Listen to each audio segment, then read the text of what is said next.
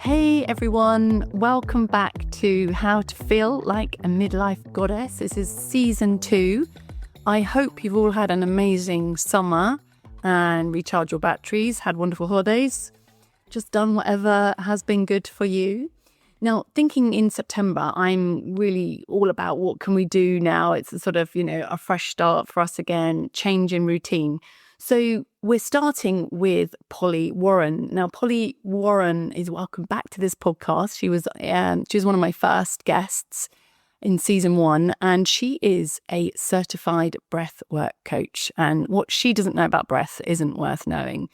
But today she's talking to us about how we can improve our energy, our digestion, and our response to stress by just changing our breath work. We talk about the importance of breathing through your nose and just giving us some really nice tips that we can start using straight away as soon as we've listened to this podcast. So I think you're going to find it super inspirational. I find Polly such a lovely, calming, motivational person who really helps me to kind of get in touch with myself and go a little bit inwards instead of always thinking about what's going on the outside. But yeah, have a listen, and I hope you find some of the things that Polly teaches us in this podcast can really help you just feel that bit healthier.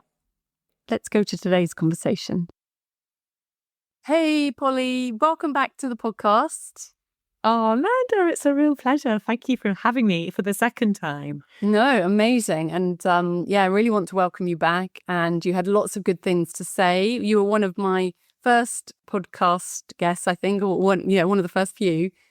But I thought today what would be really useful for the listeners is, it's September. We're all thinking about sort of resetting and getting back into our routines, but perhaps with a slightly different spin, doing a few things. And you know how you come across lots of things like, you might suddenly get into yoga or meditation or breathing or running or cycling, whatever it is. You do need that sort of constant motivation, and some things stick and some things don't. But personally, I felt really good when I was doing just 15 minutes of breath work every day. And sadly, I've slipped out of that habit. And I thought it would be really great to just talk today again about the benefits, some sort of quick and easy tips that people can, start using in their life. So for those who didn't hear the first podcast, Polly, can you just tell us how you first discovered breathwork and, why it became such an important part of your life? Yeah, sure. So actually, I discovered it backwards in a funny sort of way because I was going through a huge amount of change and transformation in my own life. I was in perimenopause, trying to find solutions to how I was feeling. I was really very stressed out. My nervous system was at capacity. And the first breathwork I did was through a woman called Samantha Skelly who runs Pause Breathwork, and I found her on Instagram. She just sort of popped into my feed, and I just was like, who is this woman? I need to learn more. And I ended up going and doing a 6-month training in breathwork alongside all these other modalities that I was already using, like coaching and lots of different modalities. So I went and did this 6 months training, and I kind of really got into it. And I then, though, however, through that training, which was probably more down the conscious connected breathwork type of breathwork. So that's probably more conscious connected. What do you mean by that? Connected. So it sounds good, but there's such a scale of of breath. Yeah, I'm sure. So this conscious connected breathwork is when you don't have a pause in between your breaths, and it's often used for release, for trauma release, for connecting with yourself at a really deep level through letting go of stuff. It's often, if you've seen, my feed's full of it, obviously, because I do breathwork, but my feed is full of different breathwork schools and these people having these big cathartic experiences. And yes, there is a place for that. And that's probably where I went in first. But actually, which is amazing, was amazing. For a lot of people I've worked with, a lot of my clients, it's not the first place to go, because if your nervous system is already jacked up and you are experiencing a huge amount of stress, you are quite often going to be triggered. The type of breath work which I then delved into in a big way was was really breathwork, which was a bit gentler, which was really about calming the nervous system. And that is a really good first port of call. So for me, I didn't realize really how much I needed to do this. I was juggling, as many midlife women are, family, work, that invisible load so many of us carry. And I kept finding myself just running on that autopilot. And when you're doing that and your body's in a constant state of go, actually, your breathing is affected. So learning to use your breath to calm your nervous system is such a gift. It just can be so helpful. So that is when I really got into it and I did more training. And actually last year I did the most. It really did frazzle my little brain. I did a very, very in-depth training called it was sort of a deep dive into the science of breathwork, but it was a nervous system regulation, and it was brilliant. So yes, that is how I've kind of found myself in there, and I've just been following my what has been interesting to me, and here I am, and I feel I've got a huge amount of knowledge now. So yeah, it's great. Yeah, brilliant. I mean, I have to say, for most of us, it is calming that nervous system. It's so easy to say it, and it's so hard to do it in practice. And I know for myself, when I've had a week where I'm just quite revved up, it's just so hard bringing yourself back down again.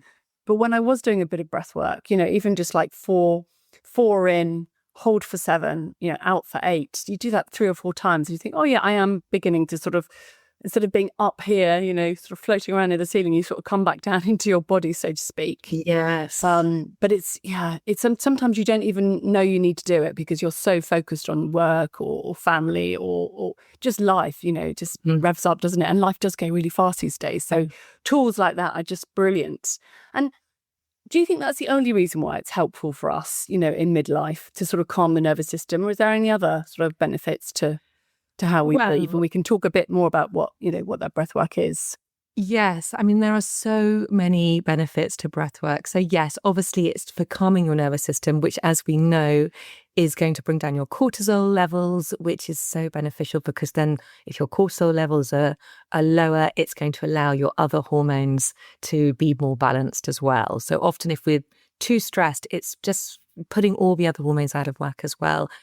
It's also, if you're breathing well, then you are going to have more energy, quite simply because it's exhausting when you're not breathing properly. You're using energy that you don't need to be in. Often we're breathing from the upper chest. We're breathing. Yeah, so do you mean when we breathe quite shallowly because we're not even thinking about breathing? Exactly. Yeah. It can actually, you use more energy.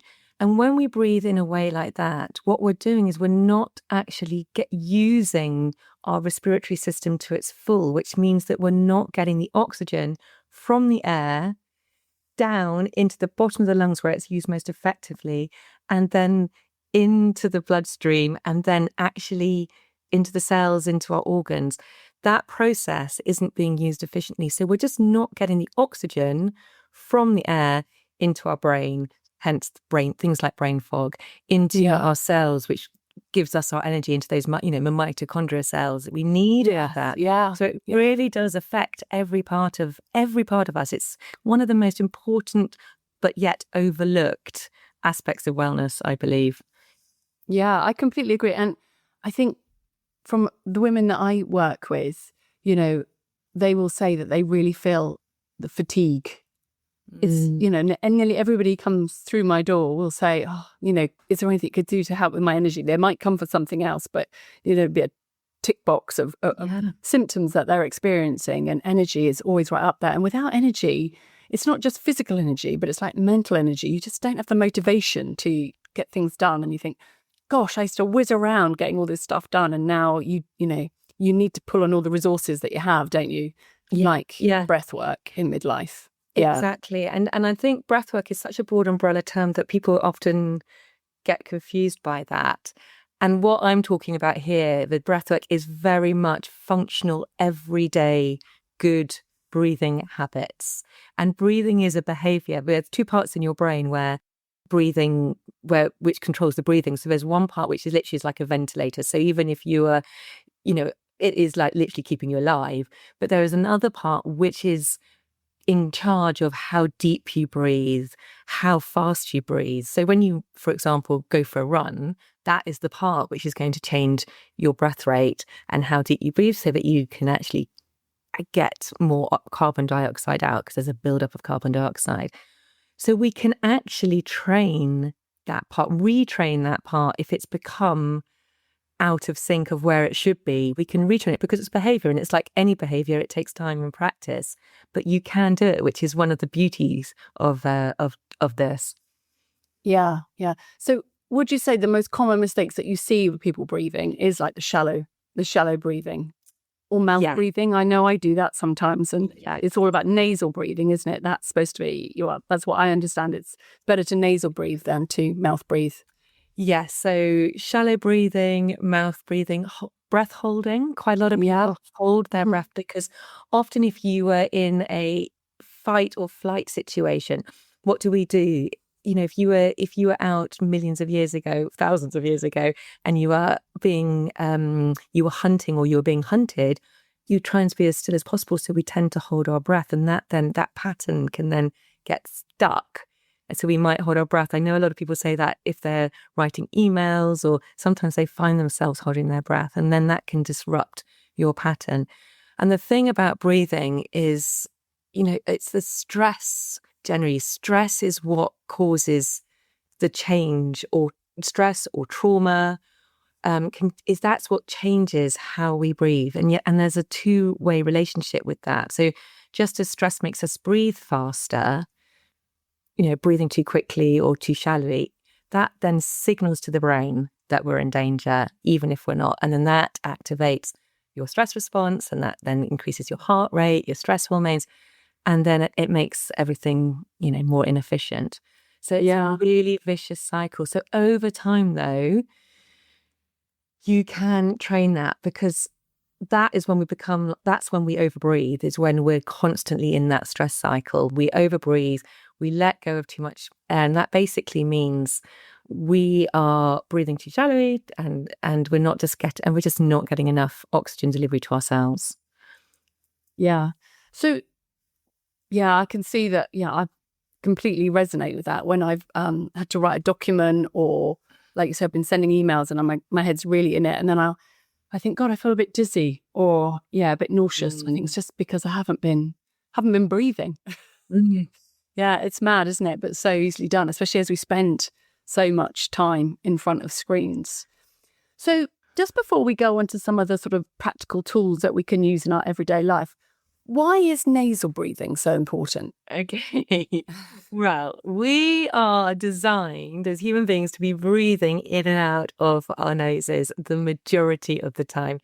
Yes, we do have the ability to breathe through our mouths, but only when we absolutely have to. So if you're running up a hill, it's you're going to be building up a huge amount of carbon dioxide, and then you'll want to let it out of your mouth. However, most of the time we should be breathing through our nose. Our noses have so many amazing functions. So it's actually it's like a bit of a high-tech air filter. So inside it's lined with all these little tiny hairs which trap dust, they trap bacteria, allergens. If you think of the air we're breathing, all of those nasties in the air are going to be caught before they go into the airway. Whereas if you're breathing through your mouth, there's nothing there to stop them going into your airway. So they're going straight into the body. I think it's something like 20 billion unwanted particles every day are breathed in. So we do not want those in our system. The nose also warms and humidifies the air, so it's ready for your lungs. It just makes breathing more smoother, more efficient, healthier. The nose also slows down, because it's a much smaller airways than your mouth. It slows down how much oxygen we take in, which is really important, because the slower we breathe, the more we're going to use our diaphragm, which basically means that the oxygen is going to go deeper into our lungs, which is where it's more efficient. So there's research that shows that nasal breathing can boost oxygen delivery by up to 20%. And it's 22% more efficient than mouth breathing. So it basically just means that more oxygen is going to reach your muscles, your brain with less effort. And that's the most important thing. And that's going to help you feel more energized. That's such an easy gain, isn't it? You think about all the things that we do to try and improve our health, and that just that one thing, nasal breathing, is going to increase our oxygen. Did you say by 20%? 20%. So our body's going to work much more efficiently if we do that. Our body's going to work less, but we're going to have more oxygen and more energy. And also, just one last thing, there's a gas which is produced, or a molecule in your nose called nitric oxide. And that plays a huge role in your health. It helps, again, protect from viruses and infections. It kills bacteria. And it also improves circulation. It really helps to open up the blood vessels. So again, you're losing that if you're breathing through your mouth. So it's just the biology is, our physiology is that we are designed to breathe through our nose. Yeah. And it just, I always think about nitric oxide and beetroot and helping people keep their blood vessels, flexible so they contract and expand. And if you think about how most people end up getting ill as they get older, it's all about the circulatory system, isn't it? It's usually an issue there. So yeah, that's super important. So Polly, how can we get into this habit of breathing through our nose? Because it's, people are hearing it today and then tomorrow, they're back into their lives. What can we do to trigger ourselves to remember to breathe through our noses? Well, the first step is awareness. Everything always starts with awareness. We've got to become aware of how are we breathing in the first place. What I always recommend to people is simply, we all have our phones with us now all the time. Just set a little alarm, a ping, something, or a vibrate to go off at regular intervals throughout the day so that you can just check in. Oh, how am I breathing now? Am I holding my breath? Am I breathing through my mouth? Is my breathing really shallow? Just check in, and that then is your nudge to correct it. So I've actually got a little two things which I could recommend, which I always recommend people to start with. I've got something called the breath checkup, which is free, and people can just go and check in with how they're breathing now. Give them that awareness. What's their breath rate? What's their carbon dioxide tolerance? That's that feeling of air hunger we often get. So often people might shut their mouths, go for a walk, breathe through their nose, and they go, oh my goodness, it feels really hard because you're not used to it. But that simply is your tolerance to that sensation of buildup of carbon dioxide. You've got plenty of oxygen. You just need to train that tolerance. And it shifts very, very quickly once you start to simply breathe through your nose. So just once you've got more tolerance, so you can tolerate having more carbon dioxide in your body or in your blood. Yeah. Yeah. And once you've done that, it's easier to nasal breathe, or it's easier to hold your breath. Yes. So you're going to find, once you've done that, you're going to find that you are over time going to be able to hold your breath for longer. You're going to be able to breathe. You're going to be able to do really gentle yet slow, long breaths, because you're going to be using the oxygen in that breath so much more efficiently than if you're breathing really quickly and really shallowly. So what you then need to go on to do once you've kind of done that checkup is you'll understand your tolerance to carbon dioxide. You'll also understand how quickly you're breathing, and where you're breathing from, if you're breathing low or if you're breathing up high.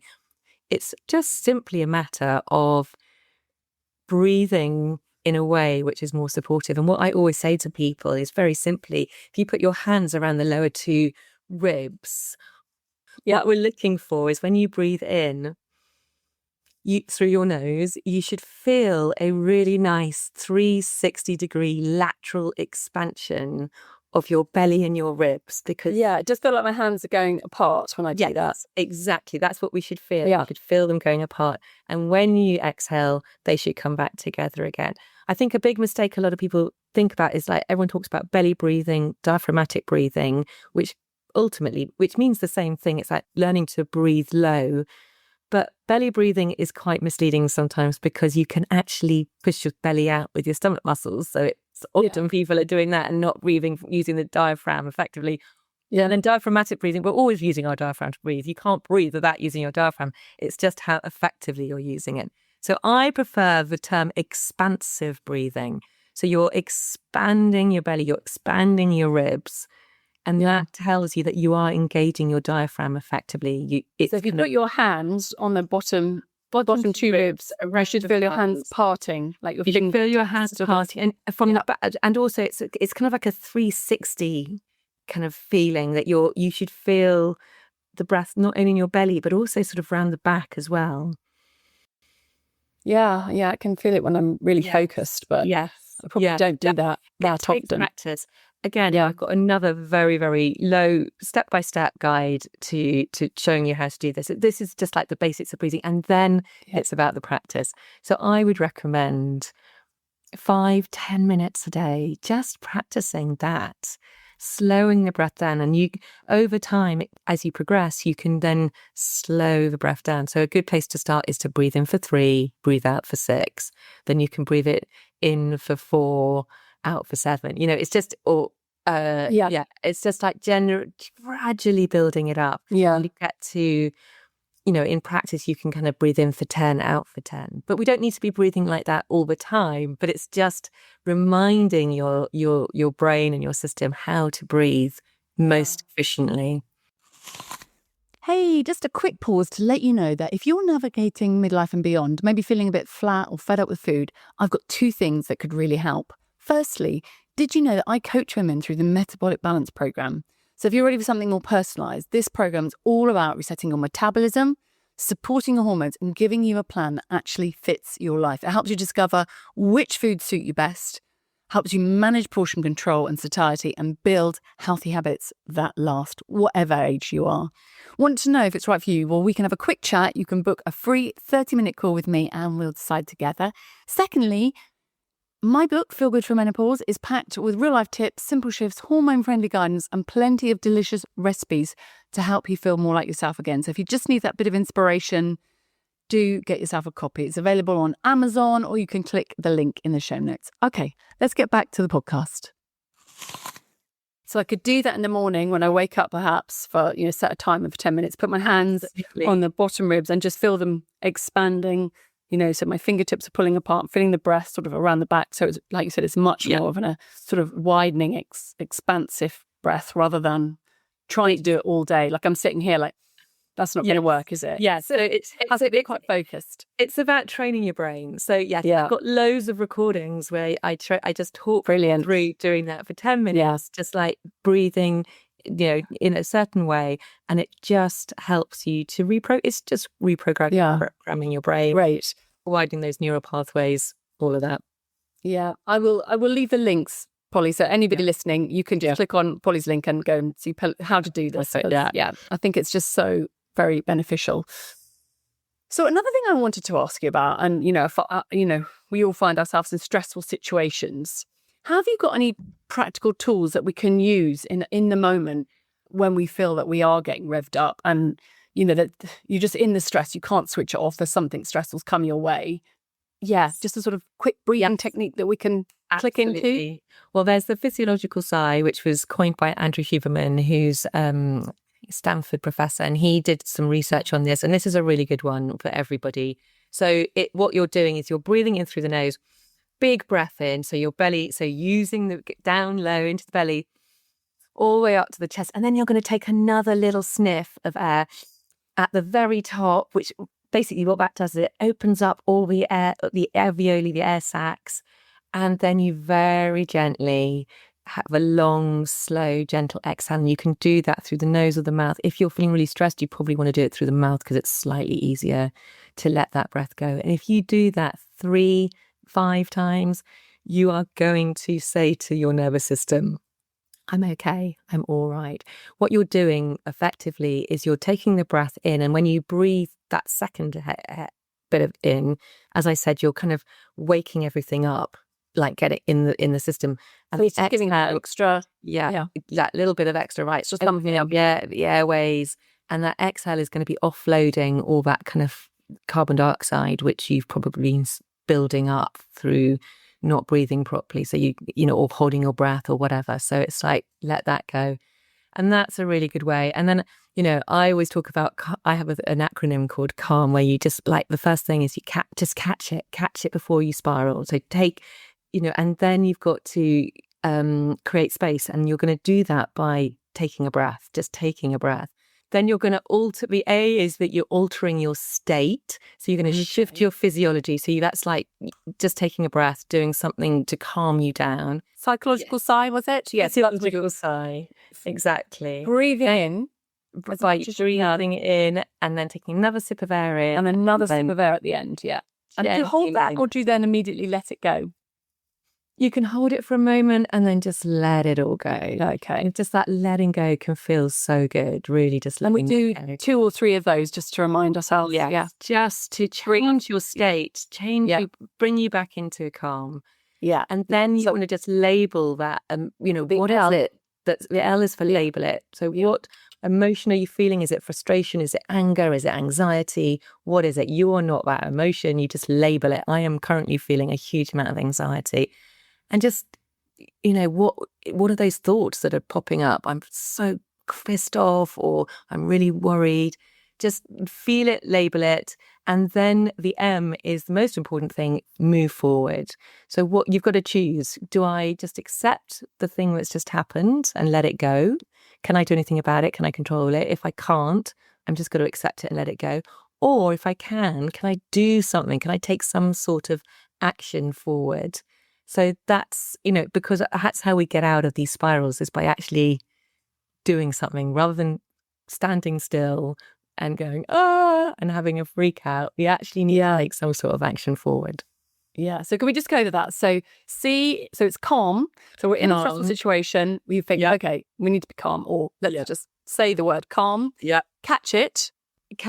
Notice the trigger. So catch that trigger, what has happened. And then just create a bit of a space. So pause, just catch it and pause. Okay, that's the C. And then the A for calm is alter your state. So that is basically using something to calm you down. So here it could be that physiological sigh. It might be that you do some tap. If you're into tapping, you do a quick tap.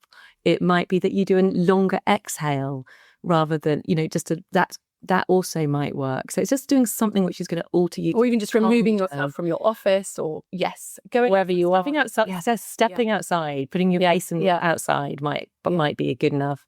Yeah. The L then is label. So name your emotion and your thoughts. So name that emotion. What is it you're feeling? Because often when things start to escalate, when we get into that spiral, it's because we're trying to suppress the emotion. So when you're trying to suppress that anxiety, it kind of gives it a lot more energy. So if we name it, oh my God, I'm feeling really anxious, or I'm feeling really angry, that's immediately going to diffuse it immediately. And also, if you can start to label and identify the thoughts, is it something, are you ruminating on something which has already happened? If that's the case, you can't do anything about it. So you can let that go. If you're ruminating about something in the future, which hasn't happened yet, again, can we bring ourselves back to the present moment? And if it was something from the present, okay, can you do something about it to change the situation? And that's when we move to the M. Let's move forward. So let it go or do something about it. All of this is in September. If any of your listeners want to join, I'm doing a whole September nervous system rewire, which is about exactly this, stopping the spiral and calming the nervous system. So I think there's twofold. When we go into that spiral, quite often it's because our nervous system is in a place of high arousal. Anyway, its baseline is quite high. So the first step is you've got to bring that down. And the second step is in those moments, that moment between the thing that happens and how you react or how you respond.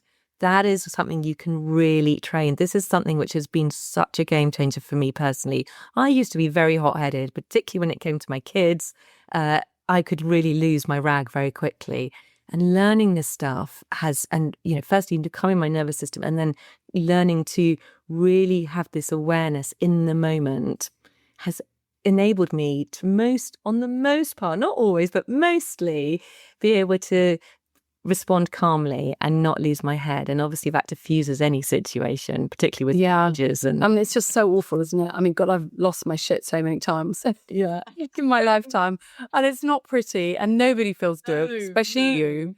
Nobody around you. You want to avoid it, don't you, at all costs? But it's just so easy to say, and sometimes it's just But I feel that, like breathwork, and like you talked about calm and catching it and thinking about what triggers you, but it's really important, I think, as we do go through midlife and beyond, that we become self-aware. There's some things that I just do. They're just my own little idiosyncrasy. And I know it's a bit mad, but that's just me. And, I just think it's just, I find it I can't be around people that have no self-awareness now. Yeah. They've got to like 45, 50. They just don't realize that that's not a great trait, or doing that is really disrupting to other people. So I think it's so important to actually, have that self-awareness as you get older. Absolutely. And I think breathwork really helps you with that, doesn't it? Enormously. Yeah. I mean, self-awareness is just so important. You can't change or improve anything unless you have that self-awareness. And that is why I love breathwork, because you get that. It really allows you to be introspective. It allows you to go inward, and you really need to start to learn to know yourself better. And unless you have a practice which enables you to go inward and understand yourself better, it's very difficult to change anything, or to improve, or to move forward. Exactly. And to feel calm and at peace, and all the things I think in midlife you kind of look for, don't you? Because you know something's changed, and you can't just keep doing what you've been doing for the last couple of decades. You're in a different place now, different stage of your life, and if you don't kind of change with it, then it can be really, really hard, can't it? So I think getting a bit introspective, whereas a lot of people don't always like that, but actually I think it's really necessary, isn't it, to know yourself and look inside a bit. A lot of people do that, obviously, through meditation. I personally find breathwork before any sort of meditation really beneficial, because you can get into that meditative state so much quicker and so much easier. So I always, in my sessions, we always end with a little meditation, but the breathwork helps you drop in much quicker. And it's really good for those people who find meditation really difficult. It's really a good idea to do that. Just again, it's just having that kind of doing it every day. So Polly, what could you say to us that would inspire us to say, okay, that all sounds amazing. We want to increase our oxygen.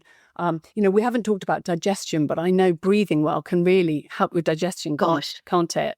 And I see so many people that have digestive issues, IBS and constipation, or all sorts of things going on with the gut, because there's just so the gut is quite a good barometer of how healthy you are, I think. And when things go wrong, or you've had a stressful decade or whatever, it really takes its toll on the gut. So breathing can be really helpful for that, can't it? Yeah, and if that's something which has really helped for me, I've had many gut issues over the years. Yes, it all started with a dodgy Coriander wedding in Nepal many, many years ago. Yeah, never quite been the same since. However, breathing has really, really helped, and it's simply because when you breathe calmly, slowly, you're shifting yourself back into that parasympathetic branch of your autonomic nervous system, which is where we want to be able to digest our food. We can't possibly digest our food if we're stressed in that sympathetic branch.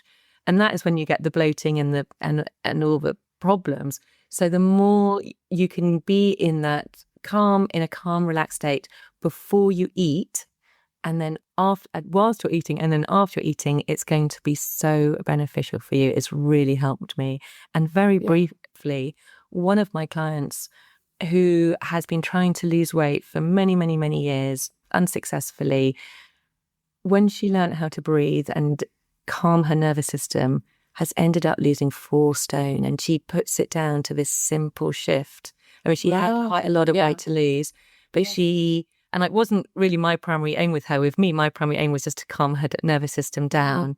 But she puts it down to that her body now was able to release that weight because it was able, it was calm. It wasn't in that kind of constant fight or flight mode. And when you're stressed all the time, you basically, you're releasing sugar into your bloodstream because your body thinks you're in fight or flight. But then you're actually still sitting at your office, your desk perhaps. And then that sugar just gets turned into fat. People don't kind of realize that, but it's a horrible, vicious cycle. So you often see sort of fat around the middle of very sort of stressed individuals. Being calm, getting into that parasympathetic, it's just, it's where it's at, isn't it? So sorry, I kind of branched off a bit there, but I wanted to say, what can you say to us, Polly, to like tomorrow, I want to start breathing again, like 10 or 15 minutes. What can you say to us to inspire us, or some practical tips to build it into our lives? Oh, and my not goodness. think it's the last thing we're going to do. Instead, it's going to be the first thing that we do. Exactly. So, the first thing you can do, and the things we've got to make it easy for ourselves. The first thing you can do is the moment you wake up, your eyes open, before you've even got out of bed, if you can remember, as your alarm goes off, just before your feet even hit the ground, take a slow breath in through your nose, fill up the belly, do what we just did with the ribs, slow exhale. And that's simply that, just to calm yourself before you've even got out of bed, to build that awareness into how you're breathing is a great way to start. I would always do that. Yeah, just one breath. Not even a few breaths, just one. You do more if you want, but one breath is better than zero breaths. Okay. And that's the thing with breath work. It is 3 minutes is better than no minutes. 5 minutes is better, obviously, than 3 minutes. So it's just doing what you can. Slow, long exhales are brilliant. Whenever you're feeling a little bit stressed, simply, again, you can just bring your awareness inwards to your breath. How am I breathing? Take a breath in and then gently through. And I would, if you can, do it through the nose. Long, slow exhale out. Do that a few times and you'll immediately feel yourself calm down. It's building that relationship with yourself. How am I feeling? And it literally is like a remote control to your nervous system, your breath. So it's just finding little ways like that where you can actually control it. But if you've got to go and do a big presentation, or I always, before I do any sort of presentation or anything I'm feeling really nervous about, I will always do some breath work beforehand. Quite often I'll do a box breath for that, because a box breath, if you do a very slow exhale, lots of times you can actually become a little bit sleepy because it's so relaxing. Whereas a box breath, which is basically in for the same amount as you then hold at the top of your breath, and then you exhale for the same amount, and then you hold at the bottom. So basically you're breathing in a square. So in for 4, hold for 4, out for 4, hold for 4. I always think of it like the line of the box. So breathing in for 4, say line of the box at the top, and then I'm going down, I'm holding it. Then I'm going across to make the other side of the box. And then I'm breathing in again, and then I'm holding it. Is that right? Yeah. So breathing in, hold, breathing out. Sorry, breathing out, hold, breathing in. Yeah. And that's really good, because it actually, the holds help to activate a little bit of your nervous system. So it's a little bit activating. So you keep that calm focus, which is what you're going to want going into a presentation or a meeting, and not feel too sleepy. Yeah. Brilliant. So we've got the starting the breath in the morning with a nice big breath, or 2 or 3 as you wake up, and just getting in, I suppose, just getting in contact with your body, isn't it? Yeah. Mm-hmm. If you do that. Yes. Using the box breath if we're going to be doing something where we need to be on, but we want to be calm at the same time. Yeah. Before bed, you can do a long, slow exhale. So you could breathe in for 4, out for 8 before bed, just to calm everything down. And generally, I really love just doing some coherence breathing, which is breathing in and out for the same amount. So there isn't such a thing as perfect breath, but science has found that if you breathe in for 5.5 to 6 breaths per minute, your cardiovascular system, your respiratory system all sync up. So if you had brain waves and heartbeat monitors on, you're going to see how everything is in motion together. And this is a great way to increase your heart rate variability, which is those pauses between each heartbeat. And the higher your heart rate variability, the bigger the difference in between heartbeats, shows shows your resilience. So the higher the HRV, the better. It's a really good marker, isn't it? For really good health, good marker for heart rate variability. Yeah, exactly. And we can practice that by doing coherence breathing. I absolutely love it. It is so soft and gentle. It's literally in 5.5, out 5.5, very gentle, soft, but yet low breaths. So that's one of my real go-tos, and I do that one regularly.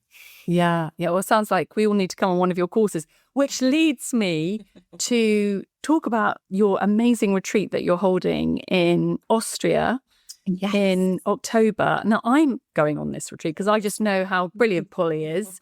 And, you spoke on the first podcast about how you were quite a hot-headed person and triggered really easy and quite stressed and all over the place. And you are the epitome of calm now, and I can see the transition. And I love your posts. I love your newsletters. Really, they're all really fantastic information. So I have signed up to go on this amazing.